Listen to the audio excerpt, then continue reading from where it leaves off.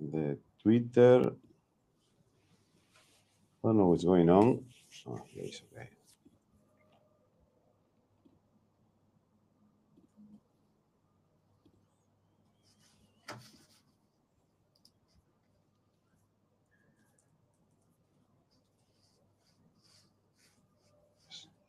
Just a few seconds. I finish it up.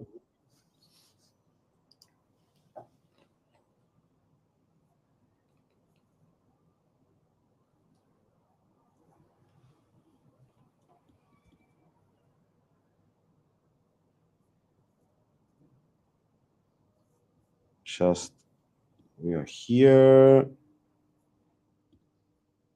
Let me pin to the profile.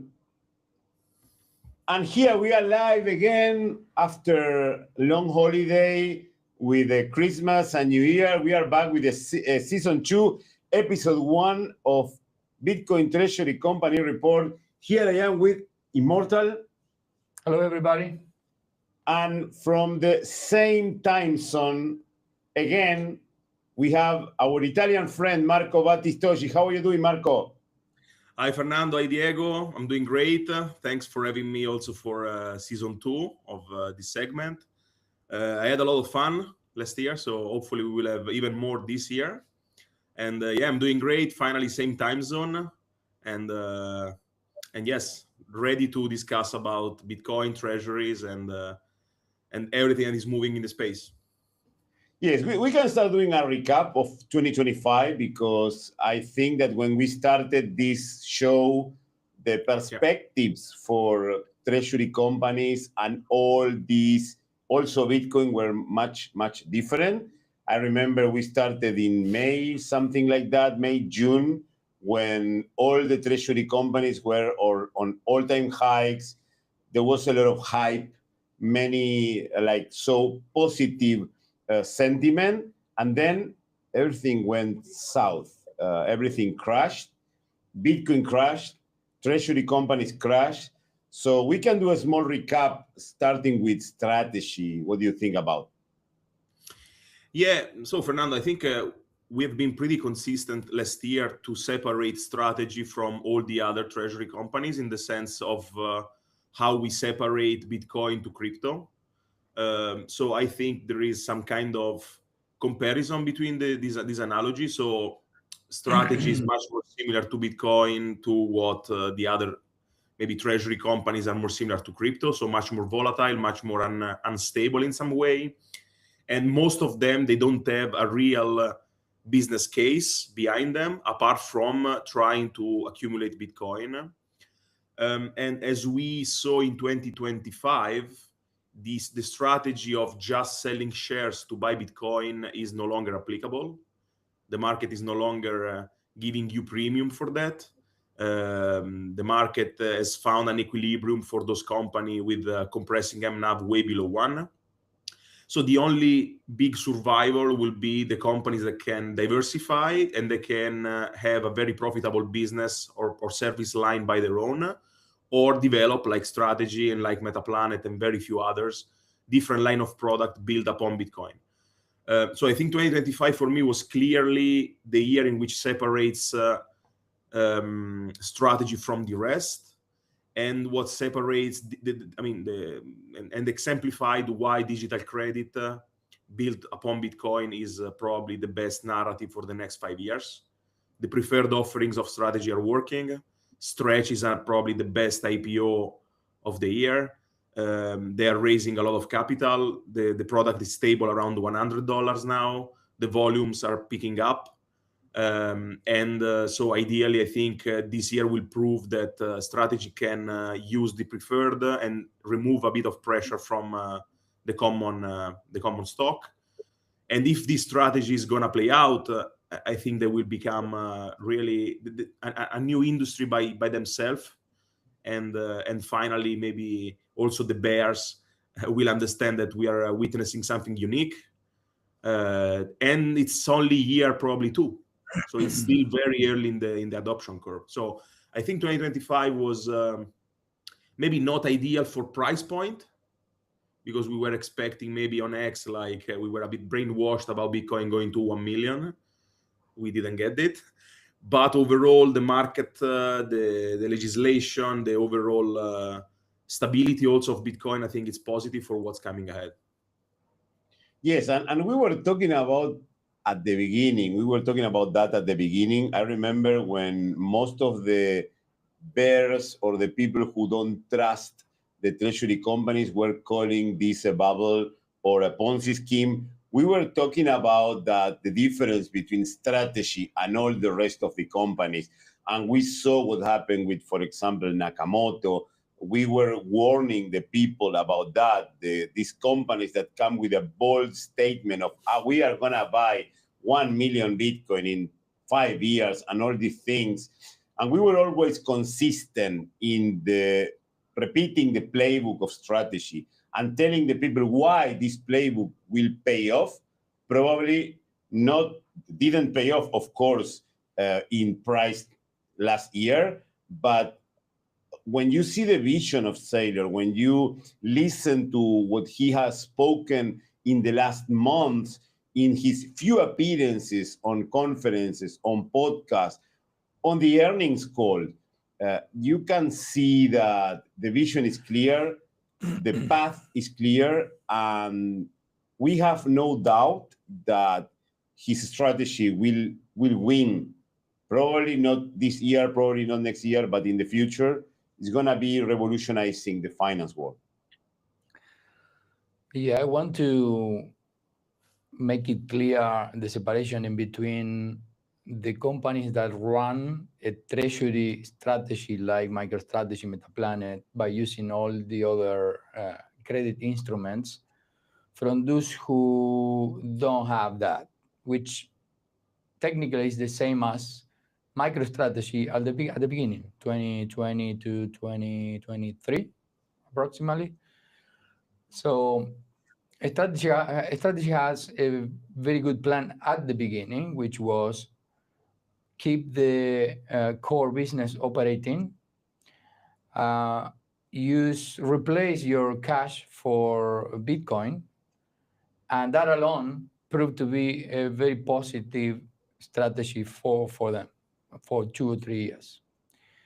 Then they go into this second stage where they find that they can be even a better company by issuing these credit instruments, the preferred stocks, and beside the convertible bonds and all the other, because they will have now a new source of income from there. So now with all of these instruments, they maybe can totally forget about the core business. They can probably put it on the garbage, the software business itself. So, but I still think that newcomers without a treasury strategy can be successful still if they had either another core business that is generating the income necessary to buy more Bitcoin, or they develop some other strategy that maybe it's up in 2026, 2027, and we're still early. So first we need to separate these two things, because it's a strategy stage 1, strategy stage 2. Now in 2026, there might be space for new Bitcoin treasury companies that go for the strategy stage 1 version and still be doable. That's what I think. Yeah, what I heard is that there's going to be 3 different types of companies. That strategy stage 1, just companies buying Bitcoin and putting the treasuries.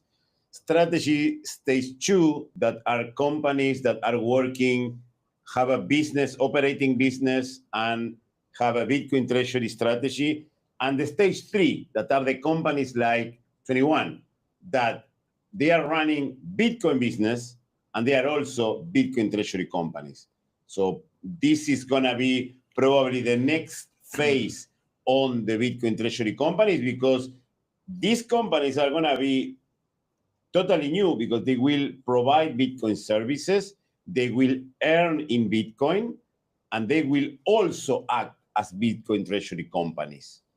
So yeah, I think the market is still very new. So there will be a lot of experiments. There will be a lot of tentatives to try to do even and also innovation, because at the end of the day, Bitcoin is is driving a lot of innovation in financial markets more broadly, and it might affect banking, it might affect insurance, it might affect literally all industries, because it will be built upon more solid foundation and more solid outlook for decades. So for sure, it would be great.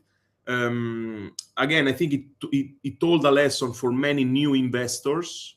Maybe many of them are retails, that they jump on the new shiny object instead of doing the proper work, instead of doing the study by principle and starting with Bitcoin. They try to skip way too many steps, and they got burned in some trading operations, which again it's very, very unlucky, but it's because maybe they miss some more knowledge and some more timing on the back end. So I think it would be a very important lesson for those people. And I think, yes, we've been pretty stable on the whole year, trying to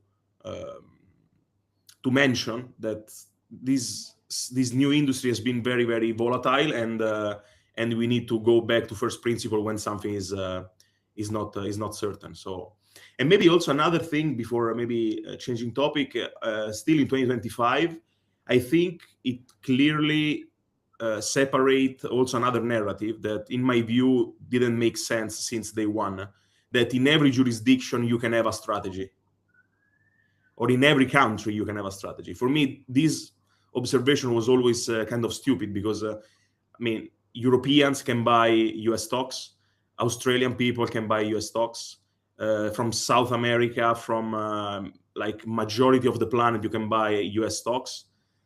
So I really don't see why in every jurisdiction you can have a strategy like company. Everything goes to a monopoly, or like duopoly, or very, very few companies that can take majority of the market. So I think 2025 proved that strategy is one thing. Maybe you have Metaplanet, because Japan is very complicated with regulation, entering this their own financial market, etc. You can have few other niches. Maybe you can have 5 companies similar to strategy, but for sure not 200, because in every country you need one. So I think 2025 teach to me at least this lesson. Some agree, some disagree with this part. For example, the other day we do a presentation where we compare these 3: MicroStrategy, Metaplanet, and Stripe, AESST, right? And the comparison was based exactly on the jurisdiction thing. Mm-hmm. Mainly because it's more clear in the case of Metaplanet, and let's see why. Because in Metaplanet you have the forex exchange part of the equation that strategy don't have, American companies don't have. So the whole strategy gets leveraged by increasing the Bitcoin yield, but also because of the Bitcoin price increase, but also because of the yen against the dollar price depreciation. So in the calculation that we ran the other day, it's proven that Metaplanet will have the more efficient engine in this of generating more Bitcoin yield, even more than strategy itself, in terms of yield, not in terms of amount of Bitcoin, right? Because of this factor that they are playing on top of a depreciating currency. Yeah. So that was the argument against why we were thinking, well, maybe that is even better in places where the currency is even weaker, like in Latin America. But the compensation factor there is that, well, but in Latin America, you don't have much access to credit, or interest rate will be a lot higher. So, but still, I think it might be possible a case where you can exploit some particular circumstances of some jurisdictions, like the weak Japanese yen, for example. On the other hand, I do agree that everything tends to a monopoly situation, where the bigger the company, the stronger it gets. And even though it's not the plan for MicroStrategy, but eventually MicroStrategy could suck up all the other ones, all the other companies too, if that would be necessary. Yeah, and this is something that we also talk about that last year in all the episodes. So I think that on our point of view, I think that we did a great job, like we predict some things that happened at the end of the year. Of course, we didn't predict the price, but at least the movements, the macro movements, the price is very difficult to predict, but the macro movements, we said when there was the hype of the, like every company was a treasury company, and we said, you need to study correctly which company is doing, who are behind the managerial team, the managerial staff. So that's the thing. And I think that even though you can get these advantages on the jurisdiction, I think that probably we will have 5, 6, 10 maximum across the globe of treasury companies.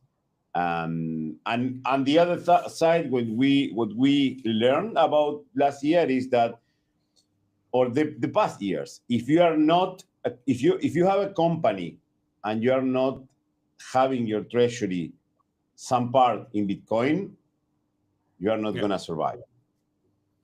Yeah. For me, it's a separate one. Each company on the planet will tend to have capital in Bitcoin. So that's my core belief that maybe in 2026 is too early, but in 10, 15, 20 years, the majority of companies, private ones, small, medium, public, in every jurisdiction, if they want to be successful and fight for competitive advantages, you need to have your treasury or your capital in majority allocated to Bitcoin, because otherwise you will be bleeding in your own local currency almost forever. So it's a factor that you cannot allow yourself to have. So in the future, I foresee majority of companies to have Bitcoin, but different discussion will be on if those companies will become the new strategies or alike strategies, which is a totally different ballpark, totally different size, totally different scale, kind of product engineering that they're doing. It's like,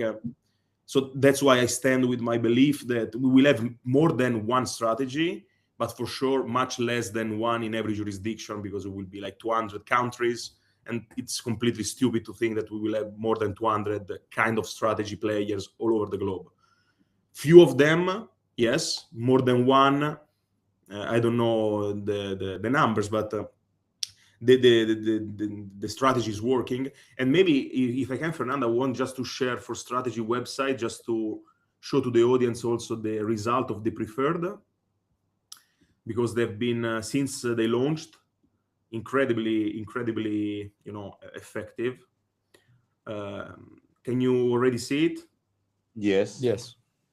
Yeah, so Strife, which is the most secure of their preferred, it has a lifetime return of 32%. So imagine you have a preferred, which is much better in the capital structure than the equity.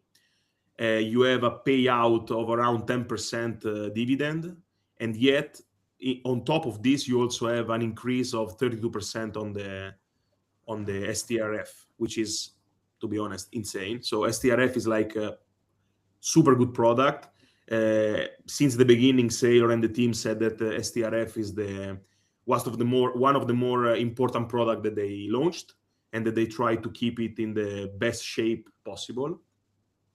Also, STRC have done particularly well. Finally, it started to peg at 100, which was the target for strategy, with a lifetime return already of 16%.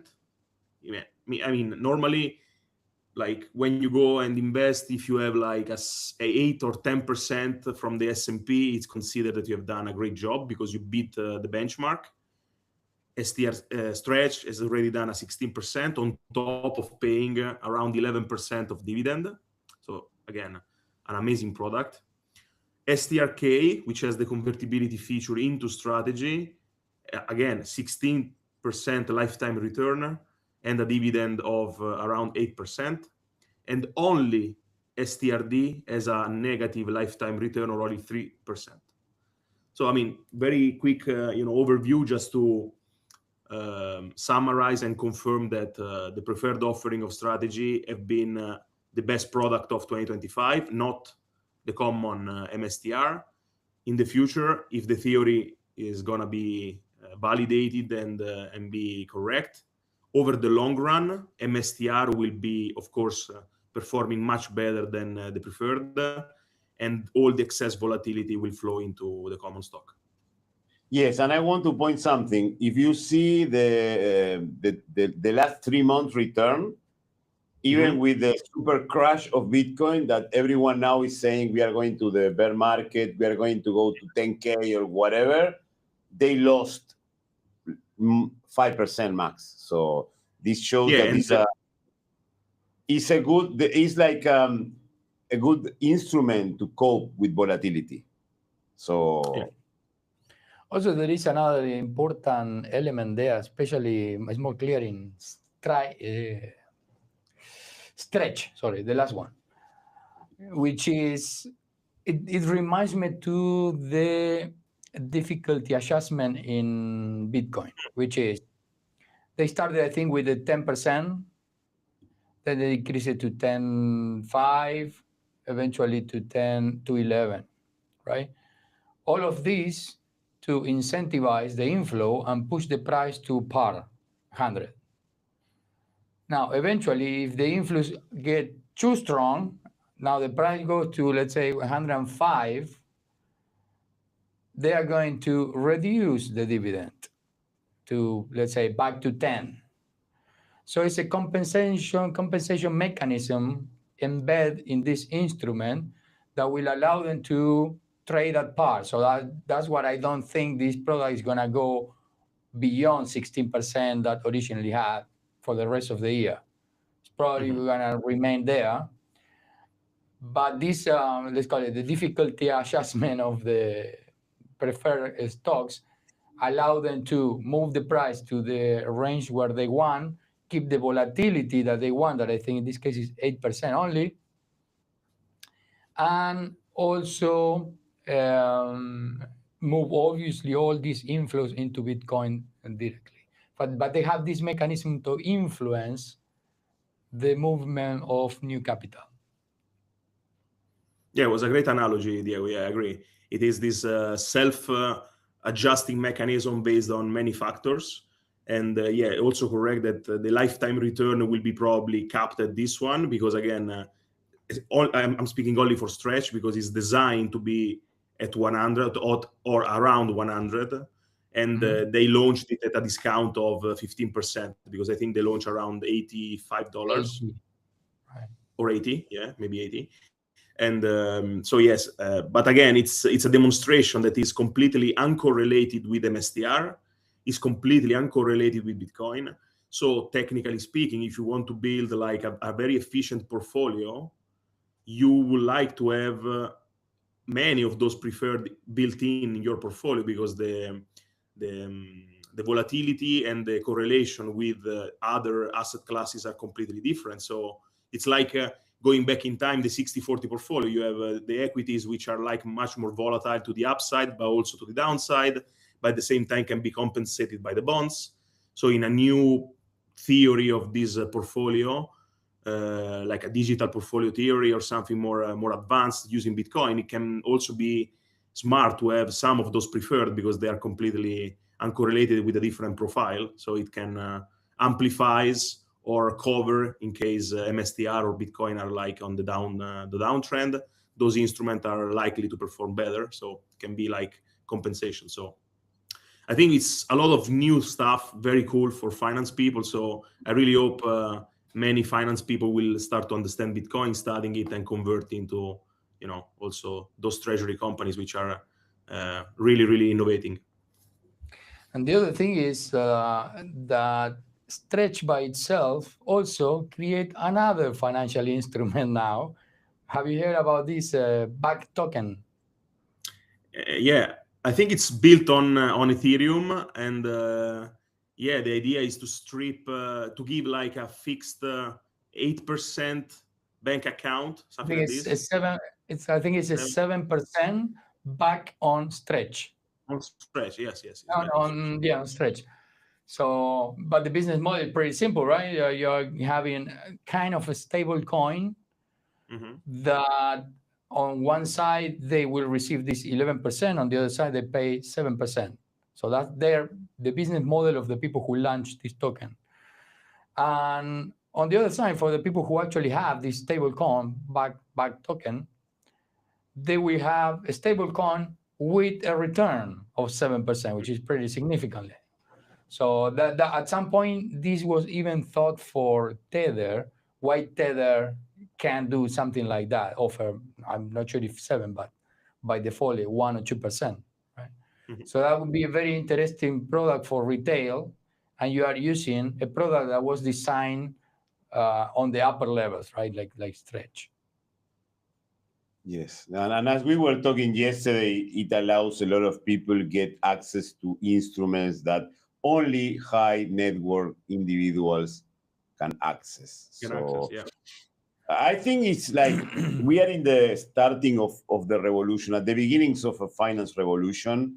That's why not many people understand about that. I hope the finance guys take the time to study, to humble themselves, and don't think that because they are MBAs in finance schools of Harvard or whatever university in the United States, because this was designed with AI, that are much more powerful than what you can learn in any university. So finance is changing, and if you are not up to the latest developments, have fun staying poor, as we say. Yeah, I think it really changed already, and it's only up to individuals to understand that they need to open their mind to Bitcoin. I mean, for us, it's very obvious, but I still have many former colleagues, friends, and in the finance environment, is like it's still seen like a sort of joke, maybe a bit more known now, but still like skepticism is like 95% plus of the people are like skeptics. So we're still very early, and I really hope that the strategy will be studied at some point in finance classes, because I mean, I remember I was studying like very boring companies that they did some very maybe good innovation in the 70s, in the 80s, in the 90s, but I think strategies really deserve like a big spot on the next financial classes, because they're doing something unique. And so it must be, recognized, deserved, and talked without also universities, because finance universities are still very important, despite we can learn online with AI and on the internet, but are still very important. So having in finance this business case will help a lot of people to wrap their head around on these new concepts. Yeah, that's why also we create this other presentation that we're gonna see later, which is trying to explain strategy from a different point of view, with an analogy with insurance companies. Because maybe just by trying to teach the Bitcoin Treasury companies to someone who had a work-life experience on traditional finance, it's very difficult. For example, when I talk here with people who are financial advisors working on banks, they don't even understand the basic question of why they hold Bitcoin. So they cannot wrap their head around just the first step, which is why they have Bitcoin. So if we cannot move these people from that step, imagine later trying to explain what are the design of the preferred stocks, or what are the other elements in this equation. So maybe teaching them from a different perspective, like comparing to some other business model, might be more useful for education of these people. Yes, I think that's all. So let's talk a little bit about the outlook for BTC, considering that we are in a completely new territory. No bull, no bear. We are moving like up and down trap. So what do you think that is happening? Yeah, I think it's like we see many factors coming at play. So for sure, we have still many people thinking that the 4-year cycle is still intact, meaning we had the peak in Q4 of 2025.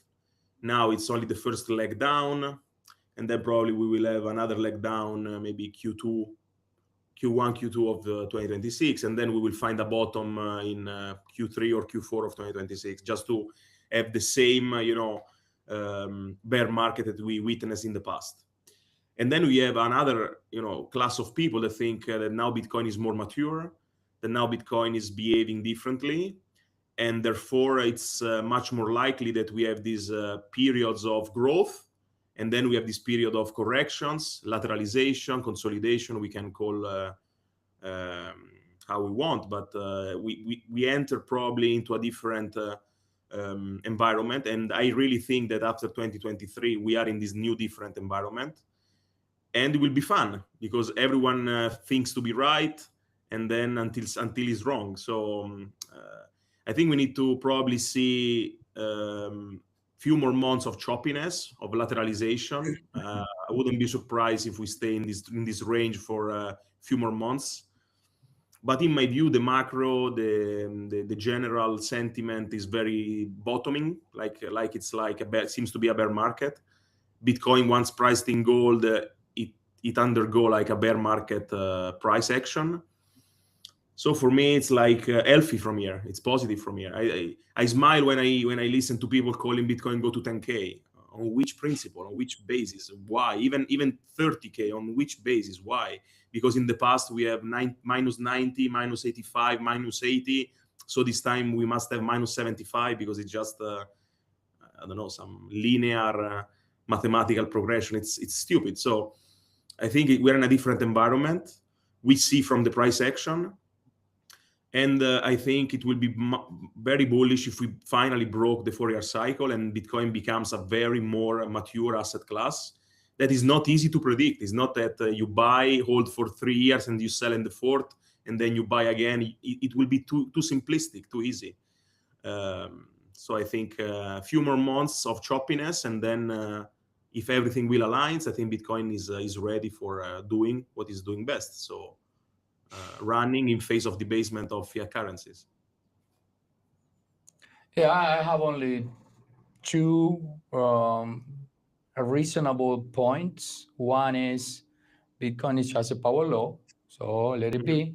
It's gonna be at the point that it has to be, but you can measure it only by years, not by months, not by weeks. The other argument that I could put is that the options market, it become too big.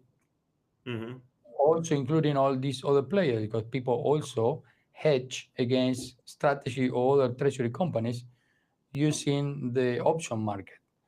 So that there is this theory that all this pressure from the options market create a pin on the price, because there are so many calls and put in between 85 and 95 that the price gets stuck there until eventually it breaks up or down when some other elements in the system come in, like ETF flows, more volume of Bitcoin bought by someone else, or simply the release or rollover of these options expiring on some dates. So there was a case of this, there was a tweet, how is it, the guy name, remember? David, I think is the guy. David. So he actually posted a very detailed story that actually makes sense, but it didn't happen as he mentioned, which was the expiration dates on December 26 for the option market. You can see the open interest, and for December 26, there was a massive volume. I don't remember, but it's something on the range of billions of dollars. And his theory was that once this is expired, all the pressure is released, and then the price is free to move again. But actually, that didn't happen exactly like that. It moves a little bit. Actually, from the time he paused, we were at 88, and eventually now we're at 91, so tiny little move up. But it wasn't as he was expecting. So, okay, he came from a plan B, analyzing why the price actually didn't move as he expected. Check again the open interest on both sides, and now he figured it out. Actually, the volume that was expiring on 26 December, it was rolled over to January 30. So now his new theory is the pressure remains, it will remain for these weeks in the same range until the new expiration on January 30. So the question that he's been asked is, that means that the people who are operating on this options market can do this forever? And the answer is no, because there is no free lunch. Every time you roll over a position like that, you have to pay. You have a premium to pay. So it can delay and it can increase the pressure on the system, but eventually it will be released on the way up or on the way down. So these are the only two theories that I might be inclined to believe on. Not supporting at all the theory of the 4-year cycle or checking because of the candle in 2017 did do this. Now we're gonna do this. That's total bullshit. Yeah, but also because, I mean, over the first 2-3 epochs, the halving and the size of Bitcoin were totally different. So the halving in the first epoch was like creating 50% of Bitcoin in 210,000 blocks. Then over the epoch number 2, you have 25%, then 12.5%. So the 3 epochs, the halving was really the biggest engine and the biggest supply shock imbalancer that built upon the protocol. And the size of the Bitcoin market was a tiny fraction, like literally nothing compared to the one that we have today. So I don't understand why people are still using the same framework if it's totally different. It's uncomparable. How can you compare this market structure right now of 2 trillion in market cap? You have hundreds of companies, you have hundreds of millions of individuals buying it, nation state potentially entering in, comparing to, I don't know, 2012, in which you have maybe 100,000 of people and 2 companies. It's completely irrelevant today for me, the halving, because now it's already more deflationary than gold, Bitcoin. It has been mined more than 95% of the total supply. So the mining, the halving effect is completely reduced in favor of other options. Like, as you said, the option market and the derivatives market is now massive with the IBIT option, with the option on MSTR, all the other fancy structure that Wall Street loves to play. So it's completely different. And I much more believe that those short-term price suppression, if we can call it that way, it's more fabricated because of this financialization upon Bitcoin with derivatives market and all these big players edging their position, try to scalping a few basis points over there in order to and do all the financial engineering that financial markets normally do. But still, considering the halving relevant, I think it's really outdated and a bit silly at this point. Yeah, I can totally agree on that. Yeah. Let's see what happened. I think that the 4-year cycle never existed because you cannot say that it's true something that you only have 3 data points. So now we saw that the 4-year cycle are gone, and in my opinion, Bitcoin is a more mature asset that will still have volatility, but we are not gonna see like this crazy. I think that these people say that we are gonna go to 10K just to harvest views. So. It's because I think it's a very simple analysis for convincing some other one without good knowledge of something. Because it's like, if I tell you, well, this happened last year, now it might be likely to happen again. So it's very easy to understand. It's because A, then B. So you can explain that to anyone. So it was very simple to explain with the 4-year cycle, but it looks now that it was more like a coincidence than anything else. Yes, of course it was a coincidence. Like, you cannot say, oh, because it happened in the past, will happen again. Otherwise, it's like when I used to connect some events in the past with the World Cup results that are like just suppositions, not scientific. Yeah, or maybe you can even say it if you have a lot of observation, like a very big statistical batch of data, and if the new assumptions are the same. So if you have the same market structure, the same players, the same behaviors, the same market participant, etc., and a lot of observation, maybe it could be reasonable to have some projection based on previous data that might be relevant. But in this case, we have totally different market actors. You have different size, you have different structure. The halving is completely different. It's all the elements changed over the last 5-8 years.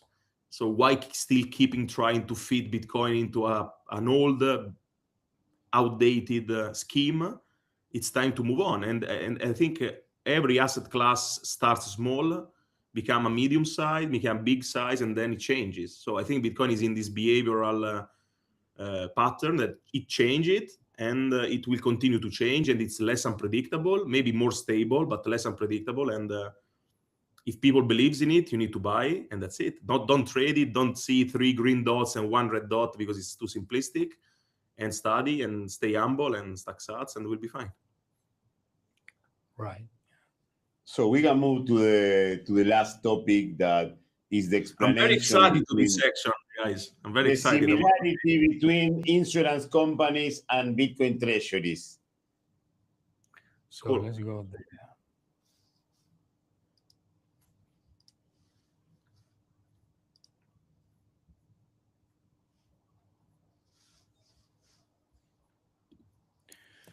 So we created this, as mentioned before, to find alternative ways to explain MicroStrategy from a different angle that can be understood by financial people or by regular people. I think it's simpler to understand.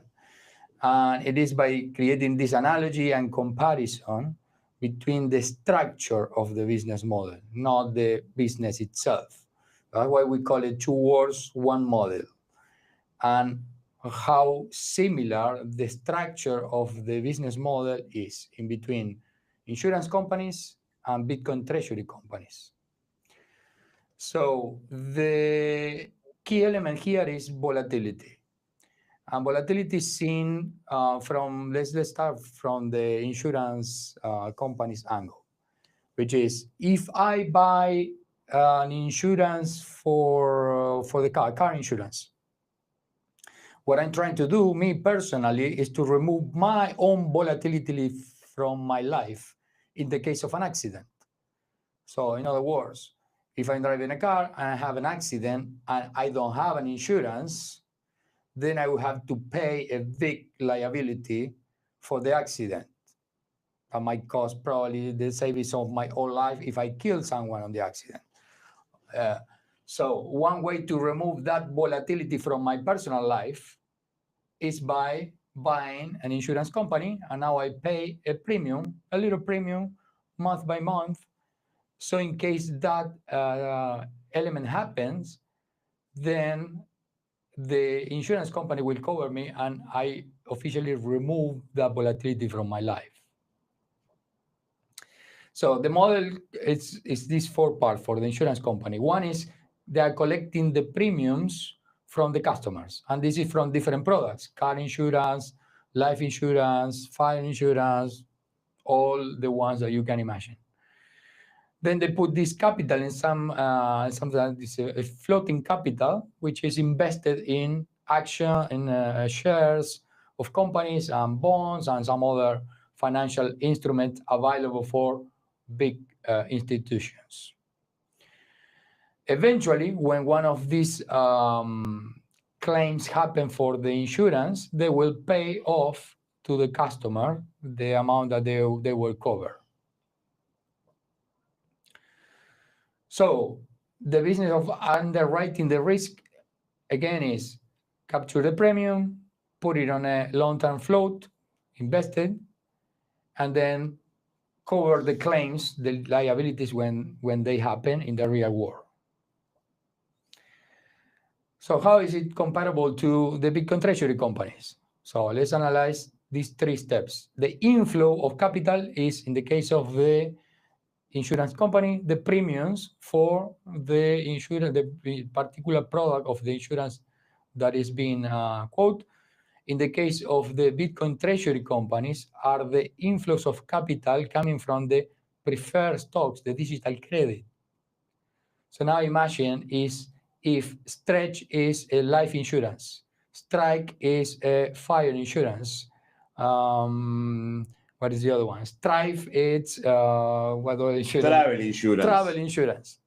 So all of these preferred stocks are a different kind of insurance comparable to the insurance products that the insurance company have. The difference relies here in the second point, which is when they capture these premiums, instead of putting it on bonds or shares of companies, they put it into Bitcoin. It's a more simple version. And what are the liabilities in the case of the Bitcoin treasury company? It's the payment of dividends.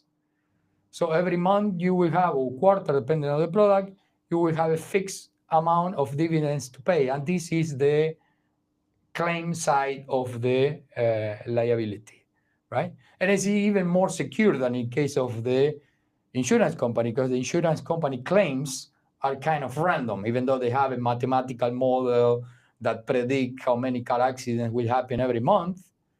There's still the risk that 1 month your standard deviation go from 0 to 3, and now you have to pay a lot more. So there is this element of risk still involved in insurance companies that in the case of the Bitcoin treasury companies don't have, because the dividends are fixed and they're programmable year over year. So the way the digital credit engine works is exactly the same. One, investors buy preferred stock shares, the company take it into Bitcoin, Bitcoin appreciates, and then we pay the dividends to the investors as they claim. So the most important advantage of this is that one is based on traditional debt, while the other one is based on digital credit on Bitcoin. One has a maturity, and the other one is perpetual preferred stocks. So they are officially not debt, right? The debt part would be the dividends only, but not the preferred stocks. Yeah, and also let me add one thing that is something that everyone on X is talking about, the liquidation. If a strategy, the price of Bitcoin goes X amount of price, a strategy will be liquidated. As we see here, it has no maturity. They don't have to give back capital, so there is no liquidation risk. Except for the part of the convertible bond that came from the previous stage of strategy, but they are going to be released. Eventually, the model will be as clean as this, where they have perpetual preferred stocks, no maturity, no obligation to pay back that. But in the case of the insurance company, if they have bonds, they have a maturity time where they have to either roll it over or take care of that maturation. The other aspect is the quality of the balance sheet, right? While the insurance companies will have on the asset side bonds and stocks, and on the liabilities, debts and reserves, for the treasury company is a little bit simpler. Asset is only Bitcoin, and on the other side, liabilities are the dividends paid to the preferred shares. Now, it's quite normal that insurance companies have a leverage on this balance between assets and liability of over 300%. And these are companies that are rated AAA. On the other side, we know strategy where here we put approximately 25% to average it to all of them, but strategy is even way lower than that. It's around 10, 11% on the leverage side. Still, they don't have the rating that the insurance company have, because they have, it's more complicated to explain the Bitcoin strategy, and also it's about timing, right? It's insurance companies have existed forever, while this Bitcoin treasury company existed only for 4 years. And the example is this one. There is the Lloyd's of London Syndicate, which existed for 400 years. And among all the insurance products that they have a market cap of 60 billion. Same as MicroStrategy, but in only 5 years. Oh, that's Great the power chart. of. So more than a non-operating company, is a company that is managing the treasury itself. So you can reframe this also as, well, the company don't have any operating business. You can say that managing the balance sheet is the operating business. It's keeping the risk quality control, keeping the leverage low. All of that requires some kind of operation, right? So in the bird of Bitcoin capital market, then we will have the digital credit, the global digital credit, that allows the creation of these structured products. These also allow accelerated corporate adoption that before couldn't be possible because they cannot invest straight away on Bitcoin because of the volatility. So all these structured products, the goal in the case of strategy was to remove the volatility from the core asset and offer products that have an 8, 10, maybe 15% volatility to the other corporates, hedge funds, pension funds, etc., that now can deal with lower volatility and a fixed income. And the other part is the bank loans and credit cards.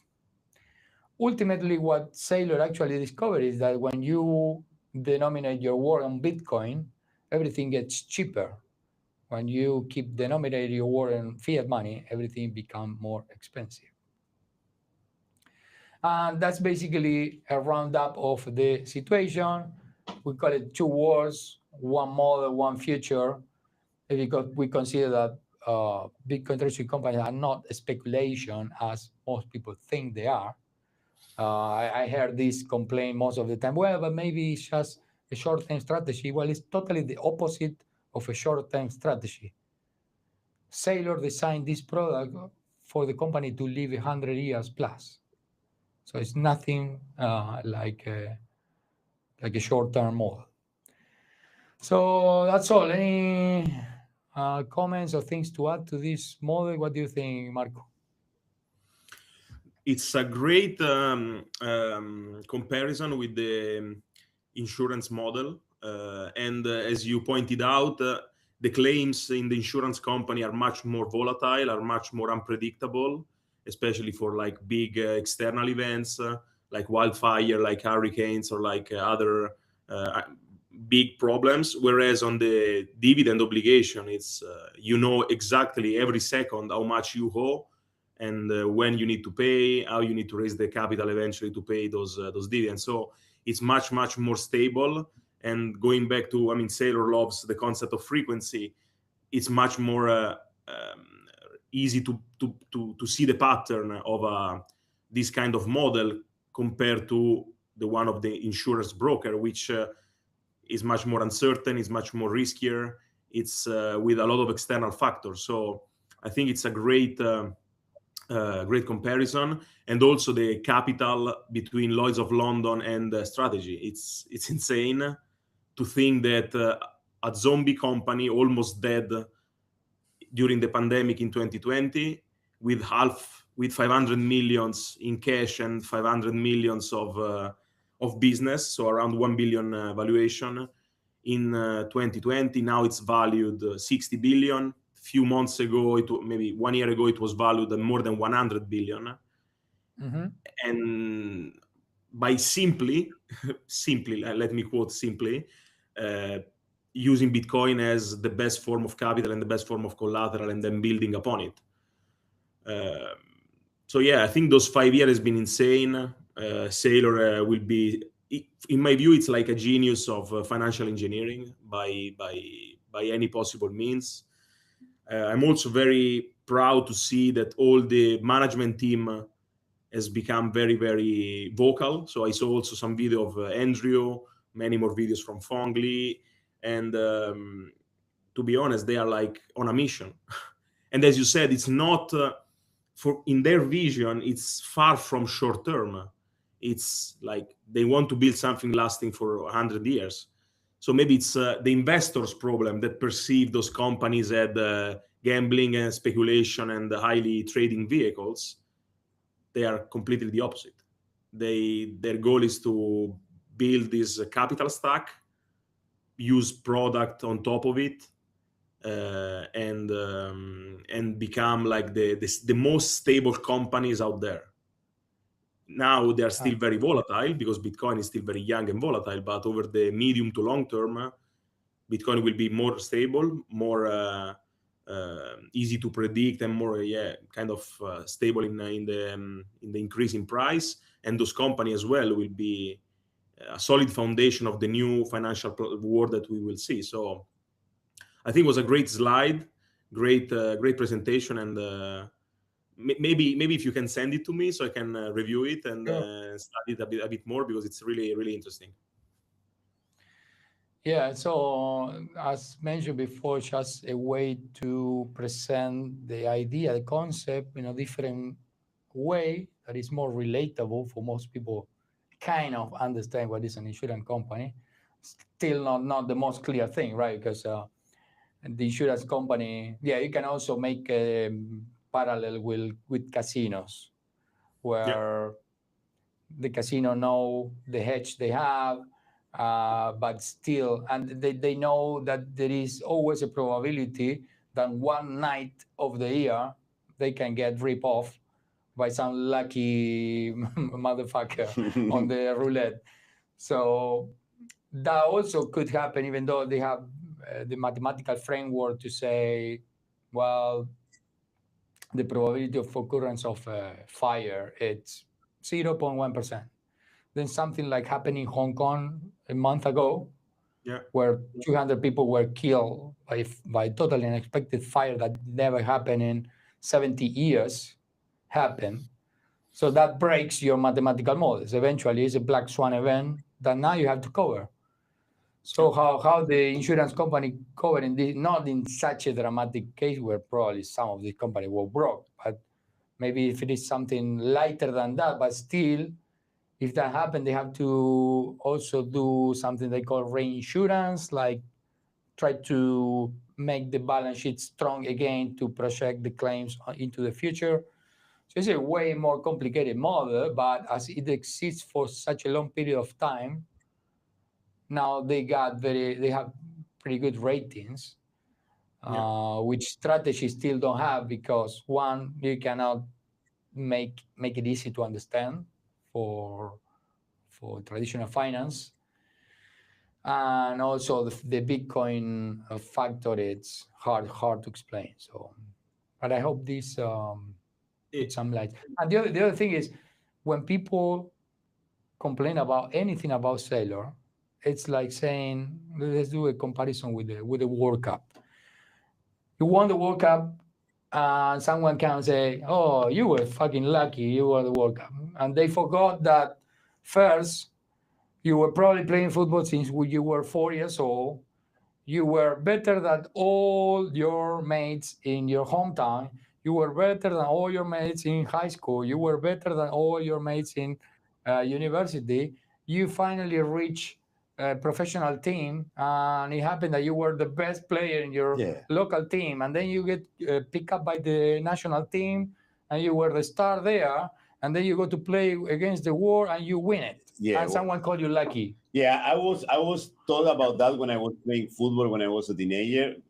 When we started playing in the lower divisions of the team, the manager gave us a speech, because he didn't want us to leave school, that out of 10,000 kids that start playing football in Argentina, only one will become will play and will be able to live out of football.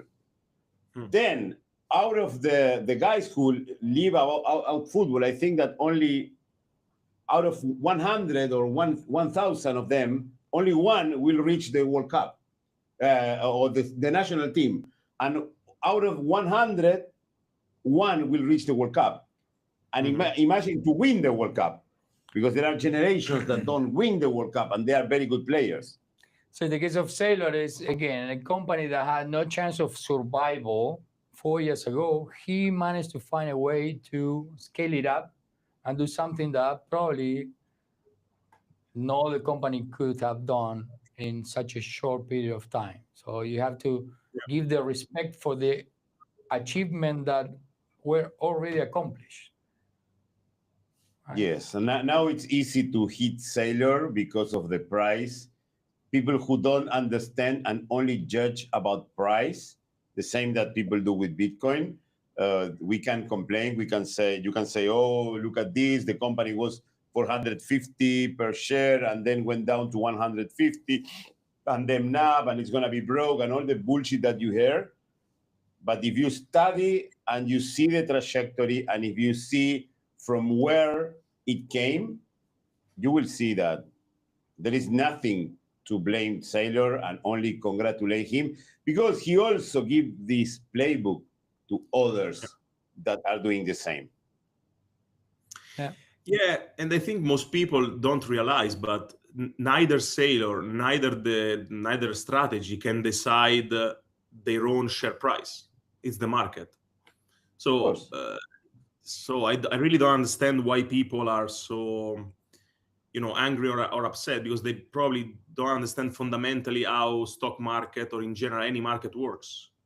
Because again, it's not Sailor's fault if you bought at 450 in the 2-day candle in November when it was vertical for crazy, and now that the price retraced to 160 something, blame him. It's not that it works this way, especially a big public company with billions of volume every day, like strategy. So I think what he's doing is great.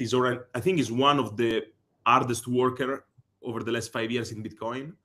And all the people that are complaining against him are like normal guys staying at home, watching Netflix with a beer and typing behind a screen on Twitter. Is the same as it's the same when you watch a football or we like watch fighting, and you say, "Oh, I should have done this," or you see the guy on the back and you say, "Oh, you need to do this." You are not inside the cage. You're just in the sofa. And talking about football also, and this is something that we always say with Diego, you can play perfect and you can lose. So even if you do everything correct, you can lose. Because we share this, we compare the entrepreneurship or having a business on at this kind of level, like playing professional sports. The others also play. That's the thing. So you cannot blame Sailor because of the price. That's the only thing. It's mostly people who what Marco mentioned, which is you bought it at 450 and now you go all the way down to 150, and you have to put the blame on someone else for something that you should have taken responsibility, right? Yes, that's the point. I'm talking about football, Marco. Is Italy gonna go to the World Cup this time, or? I don't know. I think we still have to do 2 games for the kind of playoff. The team, I'm not very confident that we can do it. So probably, I would say probably more no than yes. So we have a course in Italy. We have a course, for the World Cup, we have a course now. It's crazy because like it's gonna be if Italy doesn't qualify, it's gonna be 3 times in a row. 3 times in a row. Yeah. So it's crazy. So and how is everything going in Bali? So far, so good. It's not even a week that I'm here, but great people, great vibes. Very nice to be, especially in the same time zone, so we can have easy chat. And look forward also to come to Hong Kong. So let's see also with Andrea and with you guys if I can make it maybe in March. Would be nice. So maybe we can have one in the studio. Of course, would be great. So yes, I'm working on some cool stuff. So how is the Bitcoin community in Bali? In Canggu there is a very good, not yet big, but a nice community. in Canggu. It's called Bitcoin House Bali. It's a couple of young guys that they take this container and then they put inside some documents, books, mining equipment, and there is also a co-working attached to it. So you can go there having a conversation with the founders, with people, and they normally do a couple of events every week. And they also organize the Bitcoin conference in Bali. It's a quite big conference in September, I think, for 1 week. And the founder are organizing the events. So it's pretty good. And generally speaking, in Bali, there are plenty of digital nomads, pretty into, I would say, unfortunately, crypto more than Bitcoin. So every time I try to, fuck crypto, not crypto. Try to separate. Bitcoin is one thing, crypto is another thing. But overall, it's much... No, Asia. Here in Hong Kong, we don't have digital nomads, but it's full of shitcoiners. So yeah, crypto even inside the Hong Kong Bitcoin Association is full of shitcoiners. Yeah, because it's much easier when you advocate for Bitcoin. I don't have a product to sell to you. I don't have a service to sell to you. I say, yeah, look, study this document, read this book, go to this website, do this research. If you are in the shitcoin community, your incentives is, no, I need to sell this product, I need to sell this service, my DeFi is better, my token is better because X, Y, and Z. So normally people still behave in this kind of system in which you need to have the intermediary selling you good stuff. Whereas in Bitcoin, we know that the intermediary normally is the problem. So yeah, it will take much longer than us for having this orange peeling event for like majority of the population. We are still super early, and we need to advocate more for Bitcoin, not less, for sure. Excellent. So Marco, thank you very much. I think that this time for you is okay. Next Tuesday. Yeah, it's amazing. Yeah, no problem. Excellent. So how's your social media so people can follow you? Yeah, on X, Batistoshi93. And yeah, you can find me there. Excellent. So thanks for being with us. See you next week, the same time, 2 p.m. Hong Kong time, Bali time. It's, I think, 6 a.m. UK. It's early in Europe. It's maybe 10 p.m. 6-7 hours before, yeah. It's 10 p.m. in the West Coast of United States, so they can see you as live. And see you in the next week with another episode of Bitcoin Treasury Company Report. And I want to add that on Wednesday, 21st, 6 p.m. Hong Kong time, 10 a.m. UK time, we will be having live stream with Andrew Webley from Smarter Web Company. He's going to be announcing some stuff. And we have some things to announce, but not yet from our side. So, but anyway, so again, thank you, Marco. Thank you for your time, and see you next week. Thank you, guys. See you. Yes. Thank you, guys. Thank you. And thank you, everyone who is on the other side. If you like the episode, give us a like, subscribe to our channel, follow us on social media. See you in the next episode of our podcast. Stay humble, stack sats, and remember, we are all Satoshi.